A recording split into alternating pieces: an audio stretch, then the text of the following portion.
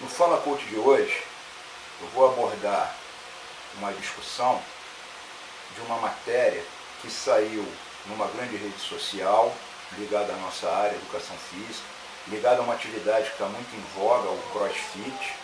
E aí vieram algumas perguntinhas capciosas, né, sempre colocando o CrossFit na berlinda, em função do que saiu na matéria.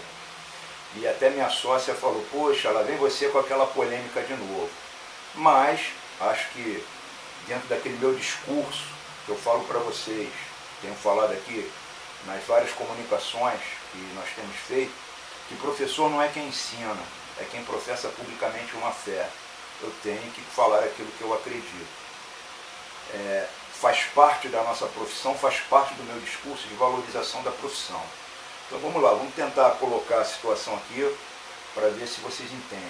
Apenas um parênteses, porque eu vou falar aqui algumas coisas que a minha sócia fala que são polêmicas. Eu não estou falando contra as pessoas, eu estou falando contra uma situação. Eu quero deixar isso bem claro desde o início.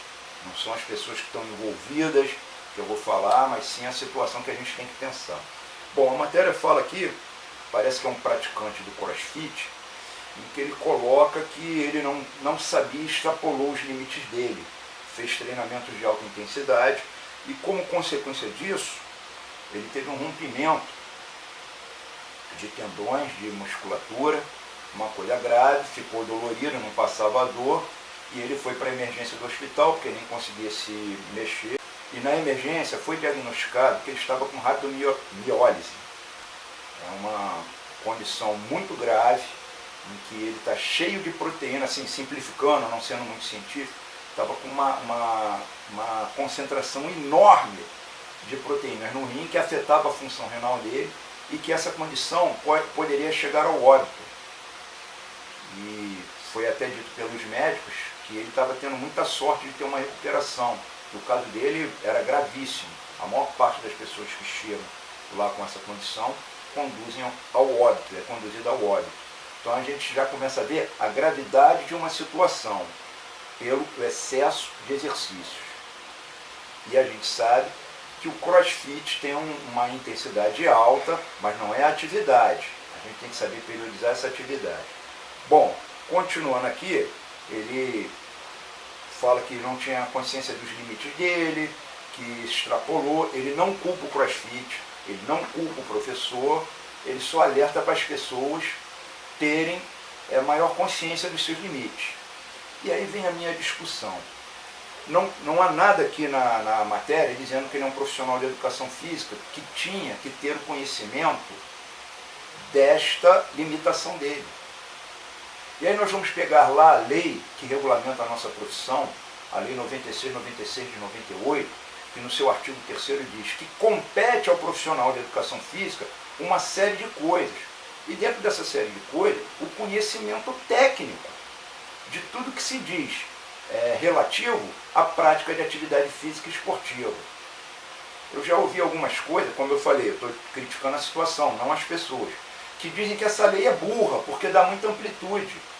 Na minha percepção, que ótimo que nos dá muita amplitude, porque a nossa área é grande. Mas nós temos que assumir a nossa área, não ficarmos omissos. Não podemos ficar omissos. E aí, dentro do meu discurso, o que eu falo? Princípios científicos do treinamento. O leigo não conhece isso. Quem deve conhecer isso? É o profissional de educação física. Através dos princípios científicos do treinamento, a gente vai saber que cada indivíduo é um indivíduo, cada indivíduo tem uma limitação, cada indivíduo vai ter um momento de ter a sobrecarga, cada indivíduo vai ter que alternar essas cargas de treinamento ao longo do treinamento, que é preciso manter sim a continuidade e a especificidade do treinamento. E aí vem o princípio que está ligado ao que o autor da matéria colocou. Ele tem que estar consciente dos limites dele, mas ele é leigo, ele não vai saber se nós que somos profissionais de educação física, que estudamos isso, se nós não passarmos para ele esse conhecimento, ele não vai ter essa consciência. E aí, embora ele não esteja responsabilizando, não estou responsabilizando ninguém, eu estou levantando um questionamento. Será que nós não temos mesmo responsabilidade sobre isso? Será que não estamos sendo omissos? quando não estão dando atenção ao nosso aluno, ao nosso cliente que está lá sob nossa responsabilidade, lógico que tem um arbítrio. Eu costumo dizer, na formação, eu trabalho na formação de profissionais, dou aula num curso de ensino superior de graduação em educação física, eu falo, é nosso papel prescrever o treinamento, deixar isso registrado. Se o aluno vai seguir aquilo, como a gente está falando ou não, ele tem até o arbítrio dele, mas nós temos que estar sempre orientando. Temos que orientar ele na questão disso. Será que estava sendo orientado adequadamente? Ou estava sendo deixado ele fazer o que ele queria para preservar o cliente, preservar aquela mensalidade? E aí nós temos que ter o cuidado também com a formação. E aí vem mais uma vez a nossa responsabilidade. Nessas confraternizações de final de ano, eu fui surpreendido num papo, né, que um professor falou, um colega, um ex-aluno, falou que agora era o professor de anatomia da instituição em que ele estudou. O outro colega que deu aula para ele, mas você dá aula de anatomia? E como era um professor que conhece a anatomia, fez algumas perguntas que o cara respondeu assim, não, mas eu não tenho que conhecer isso não, eu só tenho que mandar o aluno pesquisar. Gente, estou falando aqui, não estou discutindo as pessoas, estou discutindo a situação. Se você não tem uma boa formação, como é que você vai dar depois uma boa orientação? Como é que esse professor vai aprovar um indivíduo em anatomia, que é algo fundamental para a atuação do profissional de educação física, se ele não está tão seguro assim? Ele manda pesquisar onde esse aluno vai pegar essa informação. Como é que ele vai avaliar se aquilo está correto ou não, se ele não é o conhecedor, o especialista dessa área?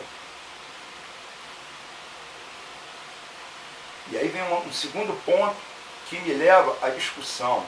Hoje a gente vê que o ensino superior está sendo desvalorizado. Saiu também aí nas mídias a questão da demissão em massa de uma instituição de ensino superior com seus professores, com o intuito de gerar lucro, colocando professores ganhando menos para uma formação. Aí eu vou te perguntar, você vai preferir ter, no caso de você precisar de uma operação, uma cirurgia, aquele cara que estudou, que foi orientado, fez um curso presencial, teve horas de treinamento sobre uma supervisão especializada para fazer essa cirurgia, ou vai querer um professor formado numa orientação dessa? Pesquisa lá na internet, um médico para fazer isso aí, essa tua cirurgia. Temos que avaliar tudo isso.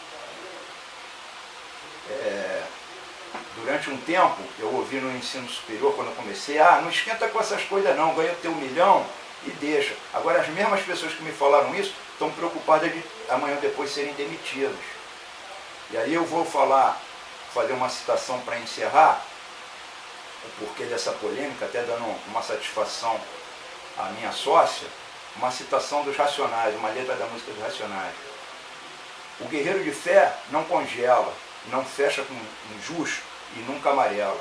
Se a gente ficar omisso, a gente vai ver essa situação cada vez pior. E aí eu vou perguntar, será que esse rapaz, se tivesse tido uma boa orientação, se tivesse profissionais com boa formação, que conhecessem princípios científicos do treinamento, tivessem passado para ele a informação que ele diz que precisou, ele estaria na situação que está? E graças a Deus ele não foi a óbito. E os outros que foram a óbito, como é que ficam? De quem é a responsabilidade no final? Gostou? Clica. Não gostou? Não concordou? Discute, porque é a discussão que vai nos levar para frente.